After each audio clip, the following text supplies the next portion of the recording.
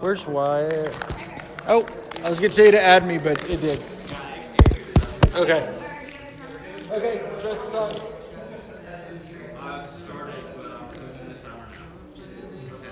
Be with me, Lord, I cannot live without thee. I dare not try to take one step alone. I cannot bear the loads of life unaided. I need thy strength to lean myself upon.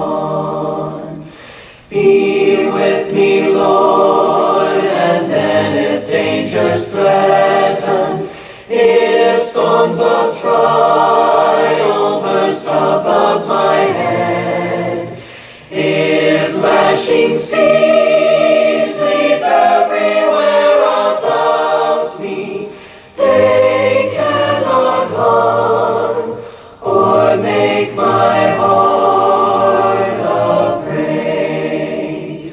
Be with me, Lord, no other gift or blessing thou couldst bestow could with this one compare. A constant sense of thy abiding presence where'er I am, to feel that thou art near. Be with me, Lord, when loneliness o'ertakes me, where I must weep amid the fires of pain. And when shall come the hour of my departure for worlds unknown, O Lord, be with me then.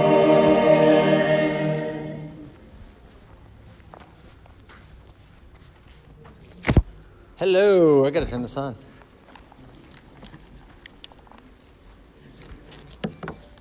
We good, Wyatt?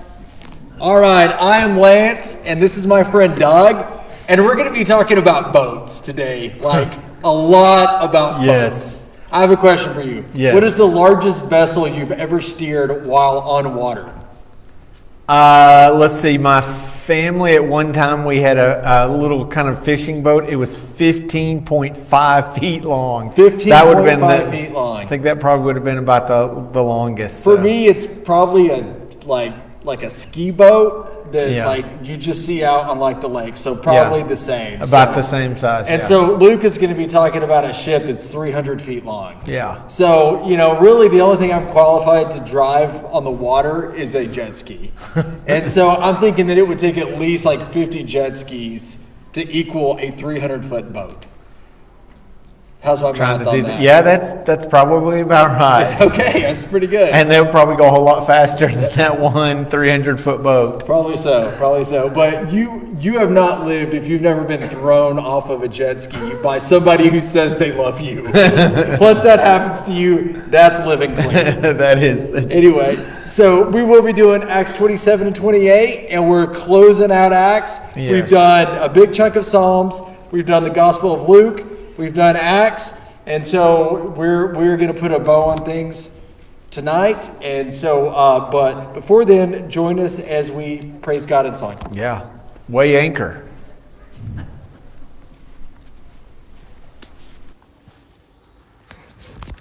Letting go of every single dream, I lay each one down at your feet.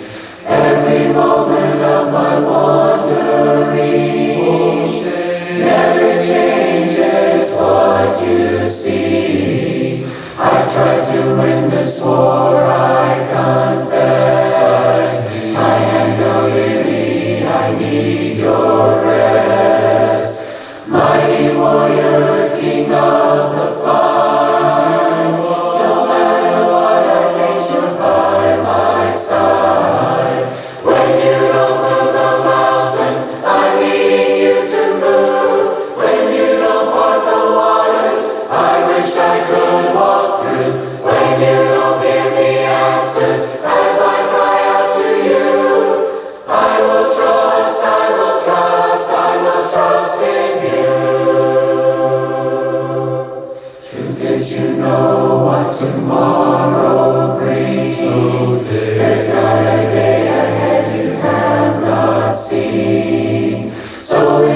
things be my life and breath.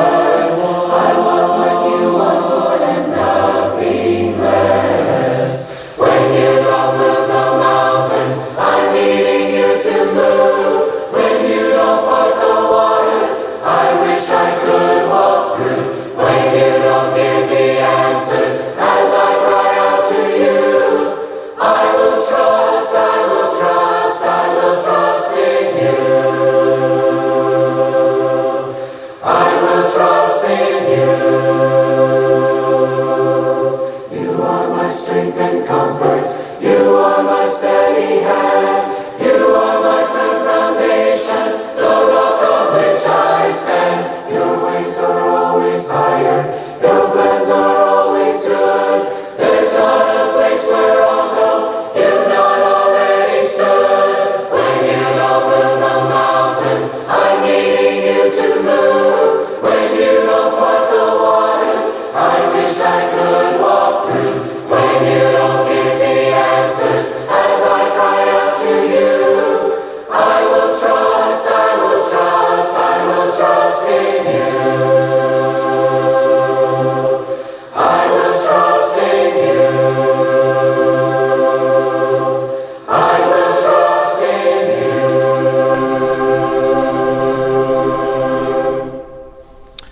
Okay, so we know that that song was not written or recorded during Paul's time, but I could just almost imagine that that would be a song that he's at least humming or maybe even singing aloud as we get through Acts chapter 27 and just craziness. He just is like continues to trust in God, but it is going to be rough seas ahead for Paul. And so I want to take a minute and ask you to join us in prayer. Before we do, normally we have our announcements at the end, but we have one announcement that I want to make now so that we can pray a prayer of celebration. Today is a very special day because D.A. and Jerry Cochran are celebrating their 70th anniversary.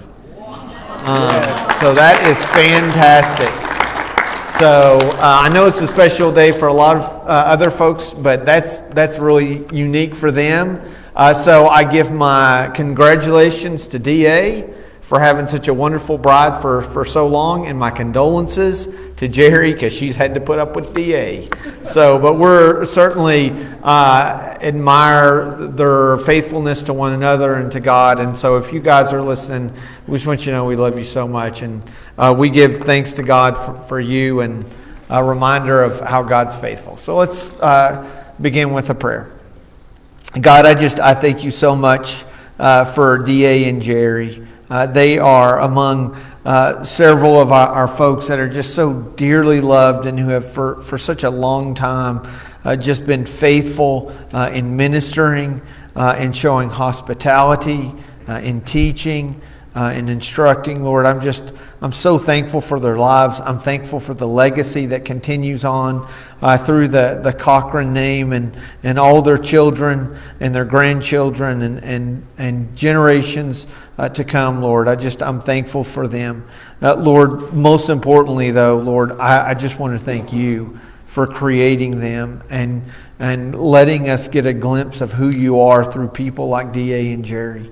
Lord, we're going to be looking at some chapters that are going to remind us that there are some rough seas ahead. But Lord, I pray that as we look at Paul's actions and how he dealt with other people while he's being thrown around on the sea, that we can imitate that in our lives. And that as we find ourselves in rough places, that we can give glory to you. It's in Jesus' name that I pray. Amen.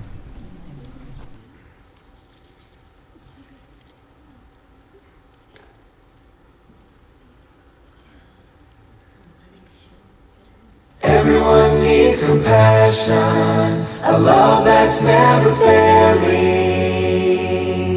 Let mercy fall on me. Everyone needs forgiveness, the kindness of a Savior, the hope of nations. Savior, Savior, He can move the mountains. My God is mighty to save. He is mighty to save forever. Author of salvation. He rose and conquered the grave. Jesus conquered the grave. So take me as you find me, all my fears and failures. Fill my life again. I give my life to follow everything I believe in. Now I surrender. Savior, He can move the mountains. My God is mighty to save. He is mighty to save forever. Author of salvation. He rose and conquered the grave. Jesus conquered the grave. Shine your light and let the whole world see. We're singing for the glory of the risen King. Jesus, shine your light and let the whole world see. We're singing for the glory of the risen King. Savior, He can move the mountains. My God is mighty to save. He is mighty to save forever. Author of salvation. He rose and conquered the grave. Jesus conquered the grave. Savior, He can move the mountains. My God is mighty to save. He is mighty to save forever. Author of salvation. He rose and conquered the grave. Jesus conquered the grave. Shine your light and let the whole world see. We're singing for the glory of the risen King. Jesus, shine your light and let the whole world see. We're singing for the glory of the risen King.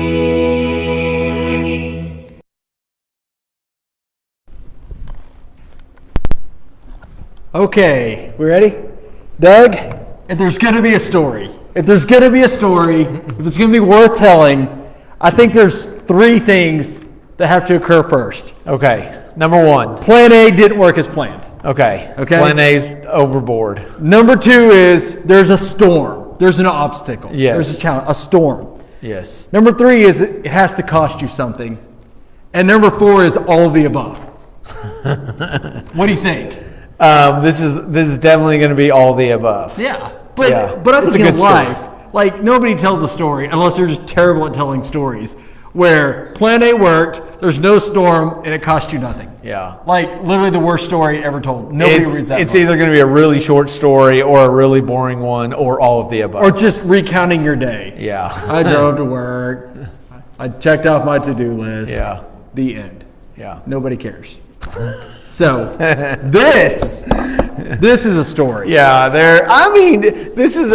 don't know if y'all remember, one of the great movies was Princess Bride. And in Princess Bride opens up, Fred Savage, the little boy, is sick, and his grandfather comes over to read him a book, and he's not really sure he wants to listen to his grandfather read him this book. And then he starts talking about all the things that are in it. Like, it almost describes some of the things that are going on. Okay, so we have pirates. Well, I don't know if they're pirates. They're sailors, and they want to kill people. So, yeah, I think that could qualify them as pirates. There's a shipwreck. There's snakes and fire and miracles and guards and a mutiny or an attempted mutiny. It's crazy. There's not rodents of unusual size. No RUSs. Yeah, but there is a snake. There is a snake. Yeah. And so if you're at home right now, look up a map of just Paul's journey to Rome, and it's nuts. I mean, they're literally just trying to eke this trip out. I'm like, how bad do you want to get to Rome? Yeah. Because anyway, we're going to try not to be too tedious in the travelogue portion of this. So I have a question for you. Why is Luke he's just nearly tedious here. He's nearly pedantic. Why suddenly is he so interested in like the little details of where they stop and how long they stay? I was thinking the same thing because as I was reading this, I actually thought to myself, Luke is nearly pedantic. I mean, that was my first thought was... You're mocking me. Never do it again. I died. So, yes, there's some details that I'll put in here like, why does this belong in here? Why does he put this in here? Like he tells us things that like, it's almost like a travel log. I almost feel like we're going back to Star Trek and it's, he's star date and he's telling where they've been and where they're going like. And then on top of all of that, for all of you who are like me, who are landlubbers, like there's a lot of nautical terms that like I don't really know anything about. So why does he put that all in there? Yeah, because you and I, seriously, I saw you write it down, and then I went and looked it up. I Googled it. Which one's the stern and which one's the bow of the ship? Yes. And then there's like port and starboard and leeward and windward, and there's all these nautical terms. And aft. Yes, that like are not natural to me. I know we got a couple of Navy guys here. There's one here right now. But Lee County doesn't have a lot of people that are good at tying knots that you use on sails. Yeah. I mean, well, I don't know that John ever worked with. You never worked with a mast, did you? No, not like there. The submarines worked a little bit differently than the boats of Paul. Wait a minute, there's not a sail on the submarine? No, but there's a screen door on it. Okay, gotcha. That's all right. So, gotcha. But you would probably know bow and aft, and when we get to those, we'll try to make you all laugh as we try to explain exactly what Luke is talking about. So, I read a couple of theories about why Luke gets so into the details. The first one is just that he likes it. Yeah. That like this was exciting and he just liked to like relishing the details, telling the story. Yes. The second one is ships will take a doctor along if they could. Yes. Maybe Luke did that before he became a follower of Paul's. Maybe and so maybe he had been on lots of ships. We know Paul's been on lots of ships because he says that he was in 3 shipwrecks, and he wrote that before this one. Yeah. So these are seafaring men. These are people that actually know something about the sea. Yes. And so those are a couple of possibilities, is that he just liked it and that he knew something about it. Well, and it brings credibility to the story when he's talking about, we did this and here's some things happened. In fact, one time, we won't go into detail when we get there, but at one time he talks about letting go of the ropes to the rudders, and somebody said, well, no, that's not right. They only had a rudder back then, and since then archaeologists have discovered that there were boats that had multiple rudders at that time period. And so it gives credence to the fact that this actually happened. Okay, and so if we're clumsy at going through this literally is the most extensive sailing story found in all of Greek literature. Anything written in Greek, this is the most detail about a ship and about a storm. So this is kind of the end-all be-all of Greek writing about ships. Okay. And it's left to you and I to talk about. Oh, all right. I know nothing about Greek, and I know nothing about ships. Yeah, well, I get seasick just thinking about getting on a boat, and so this is going to be a fun one. Okay, so are we ready to dive in? Yeah, I did that. Off the plank. I saw where you. We're gonna go there. No, so Paul has been in jail for about 2 years. He's awaiting trial. He appeals to Caesar, and now Festus is going to send him to Rome. And Julius is a character that we're going to get to know, and he seems like a very admirable, good guy in the New Testament. I don't know what it is. Centurions are always very, very noble character. Yeah. And so Julius is going to be in charge of Paul. This is a extensive section, so Luke is with him this whole time. And another guy is going to be there by the name of Aristarchus. So we know that there's at least 3 Christians, and that there is Julius, who is the centurion and the Roman military man who's in charge of taking Paul to Rome. Yes. And so I can't remember, where did they set sail from? Well, they started at Caesarea. Well, no, I think it says in verse 2, I can't remember. What are you trying to make me do? I feel like that this is a trick. Andromidium? Andromidium? Yeah. I think that's from the Avenger movies, right? I have no idea. It's a hard word I wanted you to pronounce so I wouldn't fumble over it. Andromidium. Okay, there you go. There you have it. From the province of Asia, and we put out to sea Aristarchus, who we know a little bit about, and we'll hear. Thessalonica? Yes. A Macedonian from Thessalonica was with us. And so then they're going to start off on their journey.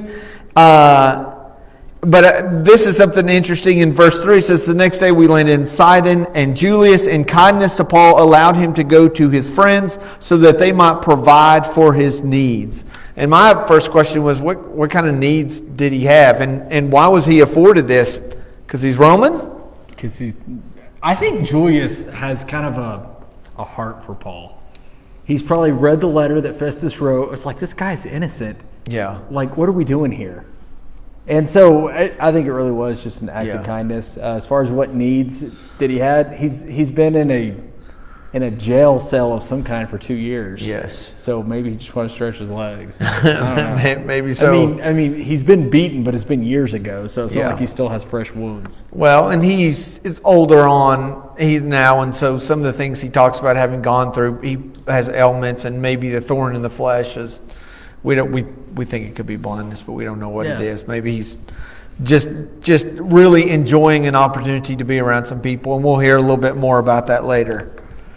Okay, so I do want to point this out. Verse 4, he says, from there we put out to sea again, and we passed to the lee of Cyprus because the winds were against us. So I want to stop for just a second. For those of you out there, you can't see, I do some highlighting. But I made a comment on verse 4 that says, even though God planned for Paul to go to Rome, he didn't put the wind at their back.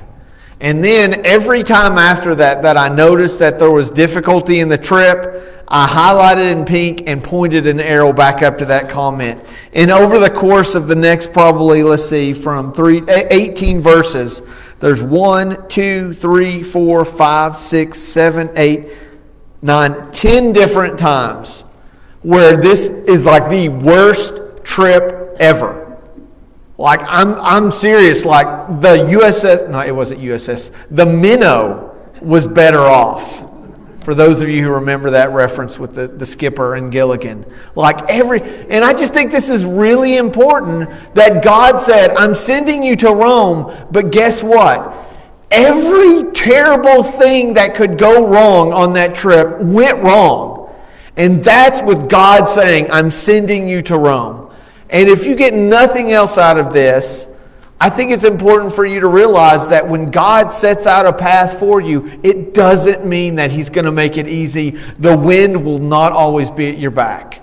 There will be snakes and shipwrecks and mutinies, and that's where God has called you. So there's sometimes people will say, well, bad things are happening. This must not be what God wants me to do. Nope. Sometimes God says, you're going to have struggles in your life. And so that's all I got to say about that. But you can jump in. I was listening to a podcast about this. I was kind of trying to get some more information on some of the storm stuff, the nautical stuff. But the speaker said that in the Bible that there's 3 things that storms are kind of used for. Judgment, you think of Noah. Mm-hmm. Okay. Corrective, you think of Jonah. If you're going the wrong way, I'm going to block your path with the storm. Or to instructive. And so you think of Jesus with the disciples, that he used that to teach them who he was.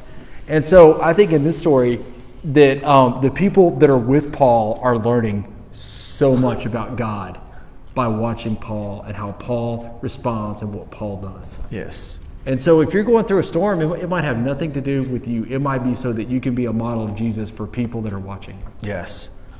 And I mean, 276 people entered into the water a little bit later on. I'm not saying it's a baptism, but I'm telling you, how could those people get to Rome and not say, there is a God, and it's the one that Paul worships, and I want that to be my God too. Like, I just can't imagine any of those people walking away saying, I'll forget about it. Wouldn't you be stunned if you get to glory and none of those people are there other than Paul and his group? I'm with you. It seems like Joyous maybe gets saved in all this.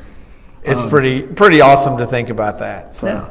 Okay, so they have a terrible time. It mentions an Alexandrian ship, and I'm sure you have some information on this, but it was not uncommon for these really large ships to be manned by these crews that were very experienced, who would take wheat from Egypt to Rome. That was kind of their cash crop, and so it would go to Rome. And so they did this traveling a lot. And so don't confuse these guys with a bunch of people who are like, hey, I'm going to go out for a joyride for a few days. Like, no.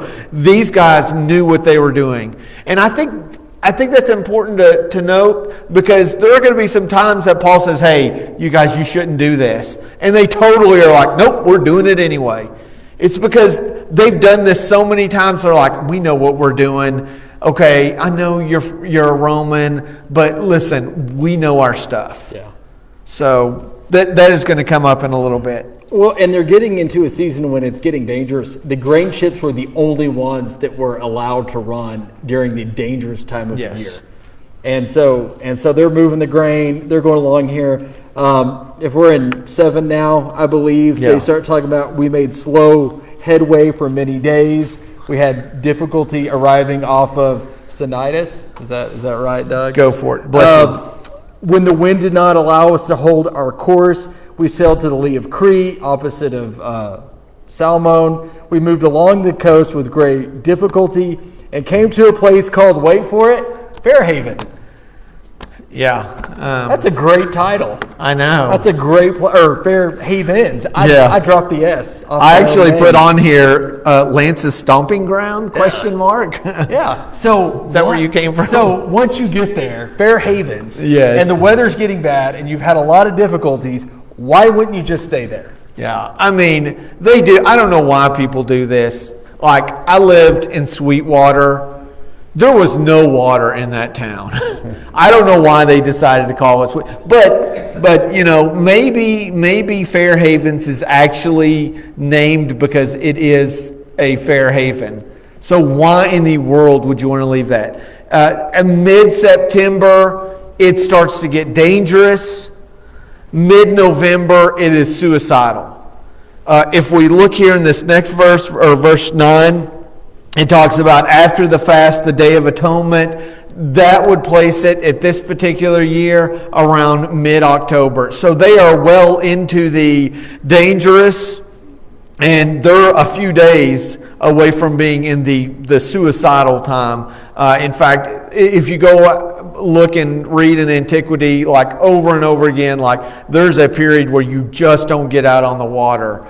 And that's going to be about the time that things are going to get really rough. And so the port that they're in it's a 2-hour walk to the nearest town. There's probably not enough provisions there where they can host 276 sailors and prisoners and soldiers. Yes. And so they want to go just down the road. I think it's like 40 miles away to Phoenix is where they want to go, because it's a bigger city. It's a better port to winter at.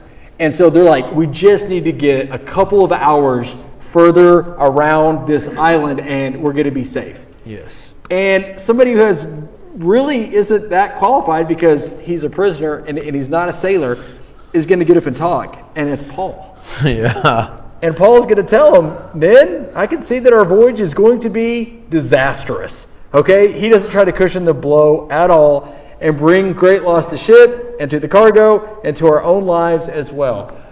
This doesn't seem to be a divine revelation from Paul.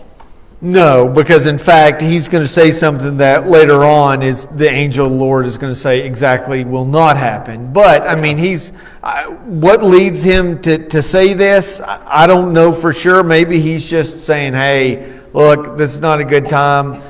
I mean, part of me says, earlier on, he received a vision that says, you're going to go to Rome. Like, he's going to make it. Like, why doesn't he say, okay, do what you want to do. God's told me I'm going to make it, and I believe that he's going to let me make it. Does he? But he still takes precautions. He's using his common sense, discernment. He's already been shipwrecked 3 times. And so, he's just using his own judgment here. Yeah. And says, I think this is a bad idea. And so one of my things is, for the story, plan A didn't work. Plan A. Number 3 is it cost you something. Number 2 is there's a storm. So we're about to hit all 3 of these. But I think there's a lesson here. If you don't take plan A, God will give you a plan B. Yes. It's going to be a whole lot more pain. Yes. And he knows about this. We talked about he's been shipwrecked 3 times before. One of the times he was at sea a full day and a full night. Yeah. So, I mean, I think he's just thinking, okay, I know I'm going to get there. I would rather get there not floating on a piece of wood. Yeah. Like, I would rather be in a boat. And so by verse 13, there's a gentle south wind that began to blow. Oh, doesn't that sound pleasant? And like I said, they need about a 3-hour window to get to Phoenix. And so it says they saw their opportunity. They weighed anchor and sailed along the shore of Crete. And then by verse 14, we see the phrase hurricane force. Yes. And nor'easter. Yeah. I don't know much about a boat, but I don't want to be involved with a boat and those 2 things. Yes. Which, just so you know, I had to look this up. I know this sounds silly. Probably everybody in this room knew this except me. But weigh anchor means that you lift up the anchors. I don't know why. It just, to me... Did you think they had bathroom scales and they were weighing them? No. They still weigh 70 pounds.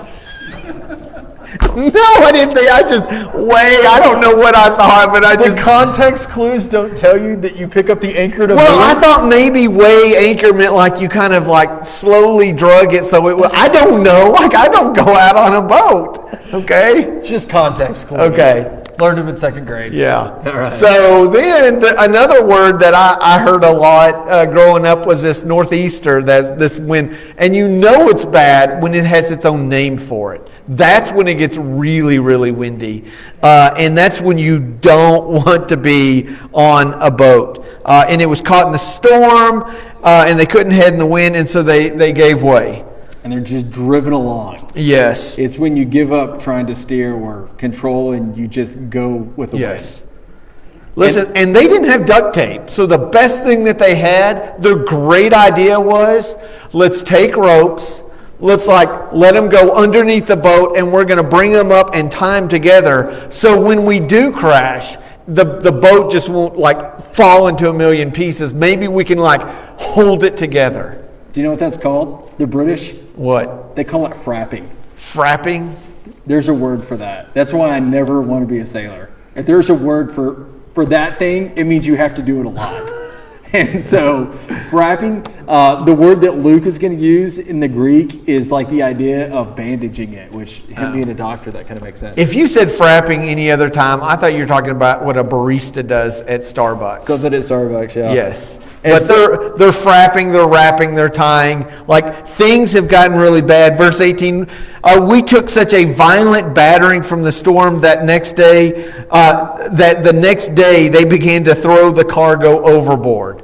Okay, again, these are guys who know what they're doing. They do this all the time, and they're like, okay, we're jettisoning some of our cargo because it's getting really bad. And then it keeps getting worse. And then it gets worse. Because by 20, it says, when neither sun nor stars appeared for many days, and the storm continued raging, we finally gave up all hope of being saved. Okay, so I want to ask you this. Okay, the winds were against us. Slow headway. The wind didn't allow us to hold our course. We moved slowly along. Much time had been lost. Sailing had become dangerous. Our voyage was disastrous. The violent storm was battering against us.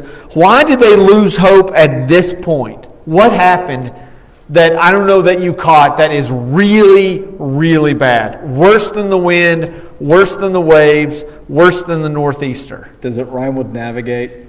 It is navigate. rhyme with navigate? So yes. Yes, it does. Navigate. They lost the sun and the stars. And remember, they did not have GPS. They have no way of figuring out where they were or where they were going. When they lost the sun and the stars, they said, we don't know where we are and we don't know where we're going. And if that is not the prime reason why people give up hope, I don't know what is. I mean, it's one thing to take a bashing and a beating, and we've all done it in our lives. But the times that we experience the dark night of the soul is when we don't know where we are and we don't know where we're going. And that's exactly how they felt. And you mentioned earlier, like, this was totally instructional. Like, how much did these sailors and these prisoners and these soldiers learn as they're experiencing this? And they thought, we're not going to make this. I think God loves them enough to get their undivided attention. Yes. And so just when things just are at their lowest point, somebody does something really charming and they stand up and say, I told you so. Yes. Because that's what you need. Yes. When you're in a bad spot, Yeah. you need somebody to come in and say, if you'd listen to me, Can I have the microphone, please? we wouldn't be here right now. Can you hear me now? Is this But working? Paul does that, but I don't think he does that in any sort of showy way. He says, hey, I've got some credibility. Yeah. You know, You didn't listen to me the first time. Yeah. And so it's like I've already mentioned, if you say no to God's plan A, God has other plans for you. They're probably going to involve a whole lot more pain than plan A. Yes. And so that's what they experience. He says, okay, this is plan B. Yes. All right, we can save our lives, but the ship and everything on it is gone. And so there's things that when you say no to God's plan A, there's things in your life that are going to get destroyed. They're gone. Kiss them goodbye. But you can still get out with your life. Yes. And so that's basically what Paul gets up and tells them. And he's got a solution. He says, men, you should have listened to me the first time, but you didn't. And you could have spared yourself a lot of pain. But in verse 22, he's got a solution. He says, but now, okay, I urge you to keep up your courage, because we're going to lose the ship, but we can save our lives. So he's got a solution. Yes. And by the way, they haven't eaten, and we're going to find out later on it's not because they don't have food, because they are going to eat later, and then they're going to throw some food off. But I would suggest, one, because they're so anxious, and two, because the storm is so bad and they're getting tossed about that even these hardened sailors can't hardly hold down any food at this time. I mean, it is just terrible. And I love verse 23 and how he phrases it. He says, last night an angel of the God whose I am and whom I serve. Yeah. And I just love that. He's like, it's the God that I belong to. Like, I am one of his. And it just, I read that and it immediately threw me back into middle school. I can remember my teacher, her name was Mrs. Reynolds. She was my drama teacher. She was, imagine me being in drama, because I just got to talk all the time. I have a whole new thing to pick on you with now. So yeah, so I was in drama. It was 7th grade. And anyway, Mrs. Reynolds was so great. And one of the things that she said was, it doesn't matter who you are, it matters whose you are. And that was something that stuck with me. Didn't fully understand it then, but I love that that's basically what Paul was saying. It's like, I belong to God, and so he's in total control of this. Do you think Paul preached, so there are 11, 12 days in this terrible storm. Do you think this is the first time that he started kind of vocally preaching to people? Do you think he was kind of waiting for this moment? They're too busy to eat. I can't imagine he's got a lot of time to preach. But I feel like he waits until he has an actual message from an angel of the Lord and says, okay, now it's time. It's go time. But I also know that there were times that it's midnight and he's been beaten and he's in shackles and he's singing. And so, but I still think that Paul is human and it is miserable where he is. Yeah. I mean, just seasick and just awful. So he recounts what the angel told him, and that's, don't fear, you're going to go on trial. And then at the end of 24, the angel says, God has graciously given you the lives of all who sail with you. Christian, you might be in a storm, you might be in a terrible place. It could be for the benefit of other people. if your job is hard to go to, if your family is hard to go to, if you have places in life like, I hate going here, there might be somebody there that you're saving just by being there. And so Paul gets to save 276 people by being aboard the ship because of who he belongs to. Yes. And so they're going to start doing things. They're afraid that they're going to be dashed against the rocks. They do a sounding, and we don't have time to talk about that. But I would love to know exactly what that looked like 2,000 years ago with their soundings. But apparently they had a way to figure out how far they were from the bottom. And then these just really good sailors decide that they are going to go over to the lifeboat, and they're going to pretend like they're putting down the anchor. So I guess dropping anchor, because they're not weighing it. There's no scale. So they act like they're dropping the anchor, but they're really dropping the lifeboat because they're convinced that somehow being on a little dinghy out in a storm is better off than being in this huge ship. And the sailors are the only people who know how to safely run the boat.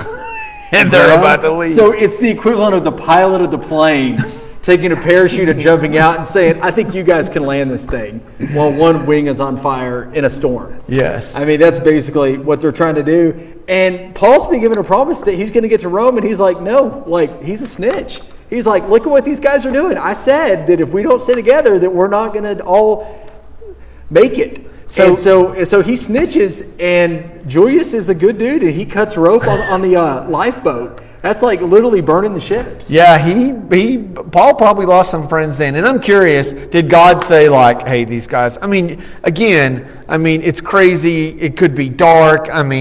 There's water everywhere. Was he just happened to witness that, or did God say, hey, check out the front of the boat. Look what the guys are doing.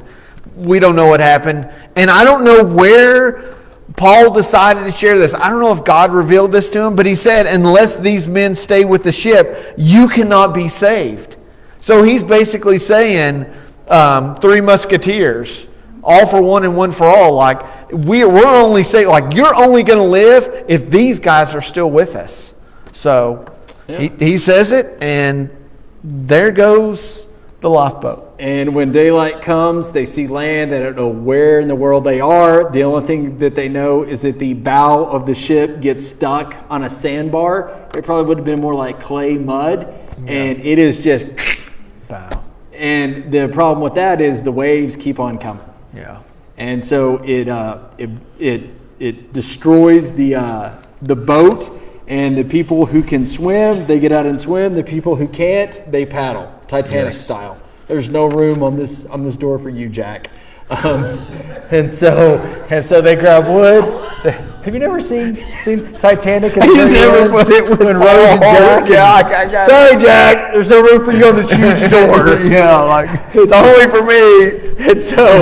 And so they grab pieces of wood. And they get there, and when they get there, there's all 276 people there. Yeah, and we don't have, I know what you're doing, and we should do this because we're running out of time. But just between that, there was a breaking of bread that I thought was really inspiring. They did eat, and it conjures up ideas of the Lord's Supper. And then there's going to be a second mutiny where the soldiers are going to say, hey, we're not going to make it off with all our prisoners. It's better to just kill them now.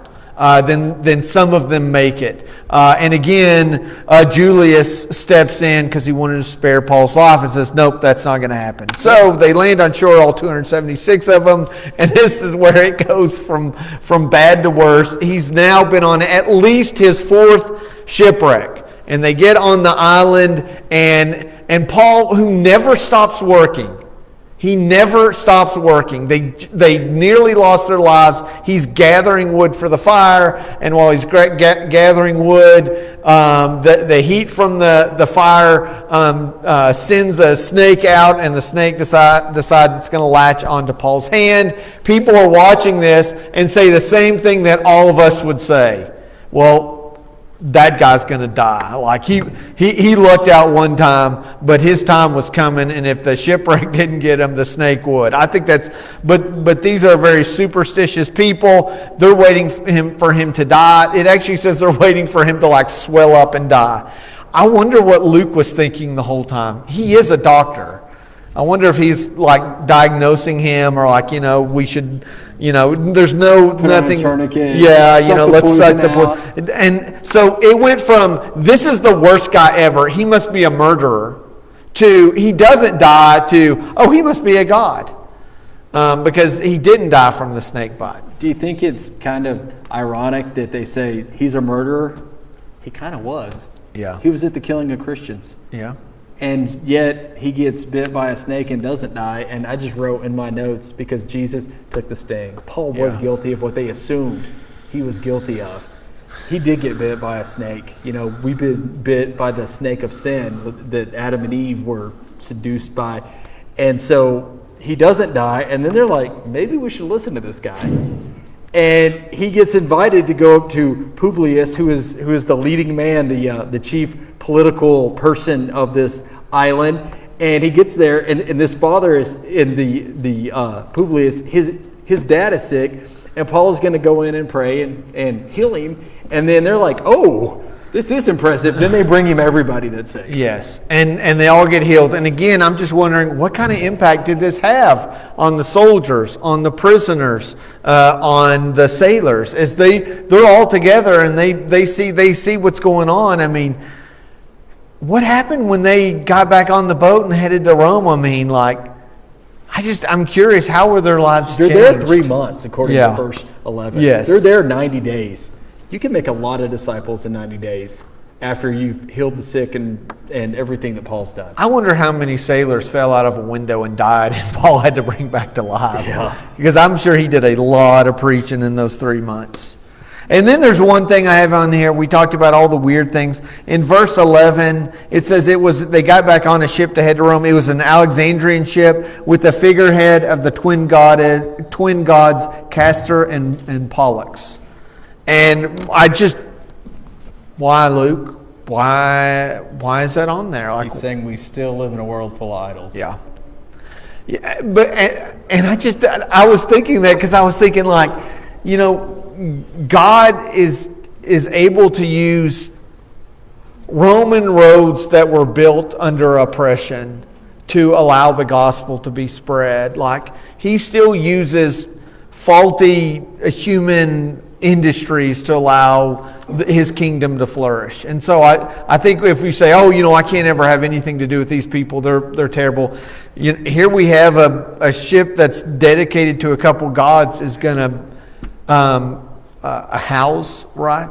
Yeah. Paul was going to board on with all the other folks, and so you just never know. Okay, so then we're still a lot going. of Christians that they meet along the way that come out to greet Paul, and then he gets to Rome. Yeah. Verse 17. I realize that we skipped some there. Yeah. But the first thing that he's going to do is call together the Jewish leaders, which is interesting because Paul is basically like, all right, I'm in Rome. I need the heavy hitting Jews to come to me because we're just going to hash this out right now. And they show up and they're like, yeah, we don't really know who you are, what you're doing. We've heard something about your sect, which I think that word would have driven Paul crazy. Yeah. When they said that we've heard about your sect. But they're like, no, we haven't got a letter about you or anything else. So we kind of like to hear about this. Yes, and to me, that's what I put by verse 22. It says, but we want to hear what your views are, for we know that people everywhere are talking about this sect. I think, for Paul, that made this trip worthwhile. He's now looking at people who are like, we don't know what this is. And all of a sudden, he has an opportunity to have an audience of thousands of people. And this is why God sent me. Yeah. He went through all that terrible time just so that he could have that opportunity. And he preaches his heart out from morning till night. Yes. And he really digs in. And what's amazing is some believe and some don't. Yep. And sometimes we think only if the preacher at Taylor Street Church of Christ was better, my unbelieving child, husband, wife, cousin would believe. Youth minister had a little bit more dynamic trips. Then they would believe. The Apostle Paul preached from morning until night. Some were convinced, some weren't. Yeah, and he basically is going to quote from Isaiah chapter 6, and he says, hey, you know what? You guys should be believing, but you're not. You don't understand. You have your ears closed. You can't see. And so you're just going to miss out. And then Luke does what you love, which I'm beginning to appreciate. Just I drop. he dropped, like, we don't, like, Paul's journey, his life is not over yet. I mean, there's so many more really good stories that I would love to hear about, and Luke doesn't continue on. Now, there's other things to say, well, there was going to be a part 3 that Luke didn't write. I think the real important thing is Paul is just the instrument. Okay, he is not what Acts is all about, even though he takes a bunch of the latter half of it.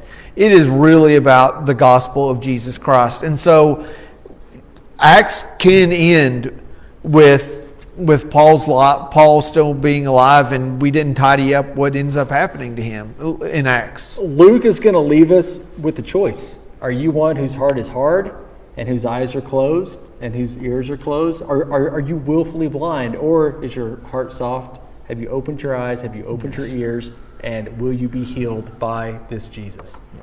And he leaves us with a question. And yeah, I'm with you. I desperately want part 3. So just to kind of put a little bit of a bow on this, Paul's going to stay in jail 2 years. He's going to write at least 4 epistles during this time period.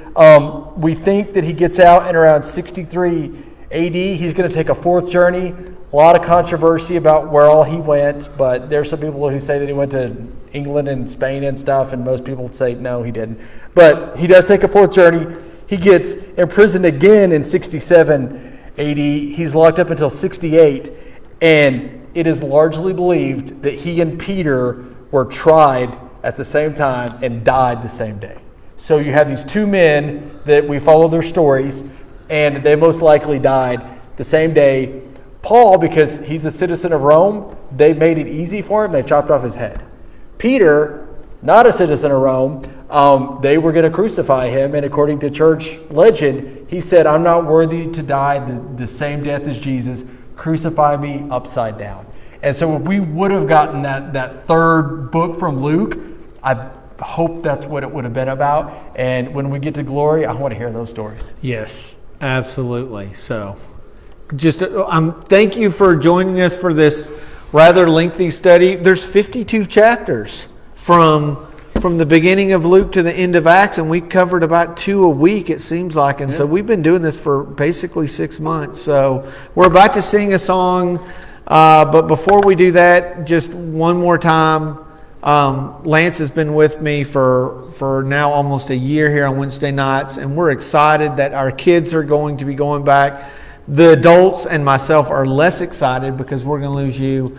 And then also he's taken somebody with him, which makes me super sad. And for those of you who are watching, you haven't seen this, but about 11 months ago, my son volunteered to do the Mevo, the camera, and he's been with us every Sunday and every Wednesday for almost 12 months now. And you don't know how much it means to me to have you up here doing this. Sometimes when it was just like the 3 of us. I was just about to say, there were times that there were only 3 or 4 of us here during the really big lockdown times, but yeah. So anyway, he's been behind the scenes with us, and so we're losing him as well. He'll be going down with the Utes for class, but Wyatt, I thank you for being a part of this and help get this thing running. So we're going to sing a song, and then we'll have closing prayer. Yeah, and so next week, still start here. Teenagers, children, teachers, we're going to start here, and we're going to do a prayer, a song, and a reading / devo by a young person.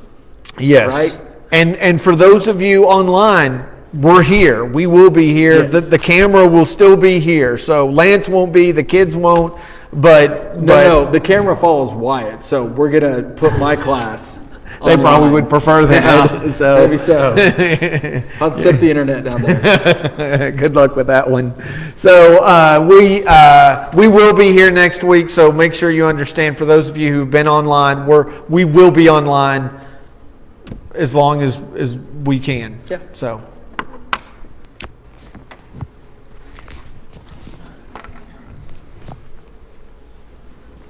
Who am I that the Lord of all the earth would care to know my name, would care to feel my hurt?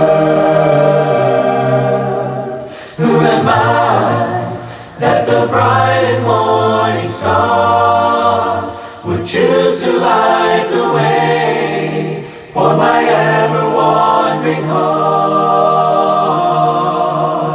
Not because of who I am, but because of what you've done. Not because of what I've done, but because of who you are. I am a flower quickly fading, here today and gone tomorrow, a wave tossed in the ocean, a vapor in the wind. Still you hear me when I'm calling, Lord, you catch me when I'm falling, and you told me who I am. I am yours. Who am I that the eyes that see my sin would look on me with love and watch me rise again? Who am I that the voice that calmed the sea would call out through the rain and calm the storm in me? Not because of who I am, but because of what you've done. Not because of what I've done, but because of who you are. I am a flower quickly fading, here today and gone tomorrow, a wave tossed in the ocean, a vapor in the wind. Still you hear me when I'm calling, Lord, you catch me when I'm falling, and you told me who I am. I am yours. I am a flower quickly fading, here today and gone tomorrow, a wave tossed in the ocean, a vapor in the wind. Still you hear me when I'm calling, Lord, you catch me when I'm falling, and you told me who I am.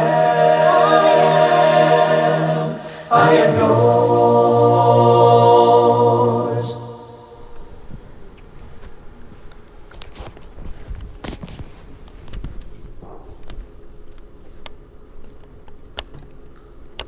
I have to wait. No, that's it. No, it's you. Oh, I didn't see that. Oh, you always do the closing. I know. I wanted you to stuck me roll with out it. on it. Yeah. All right, well, teach me to read this. Yeah. Anyway, let's be closed in prayer. Okay. All right.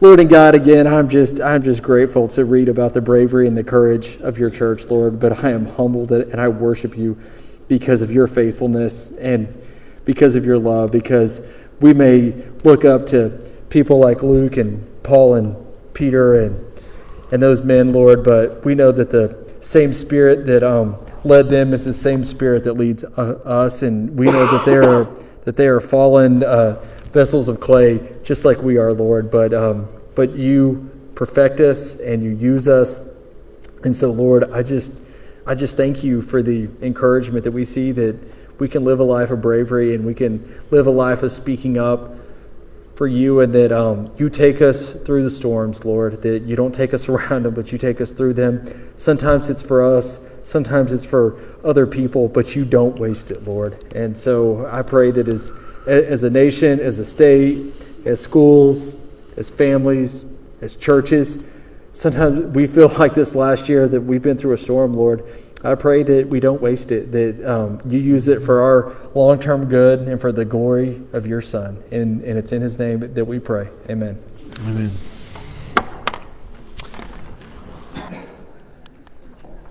Fine. If you won't read that, I just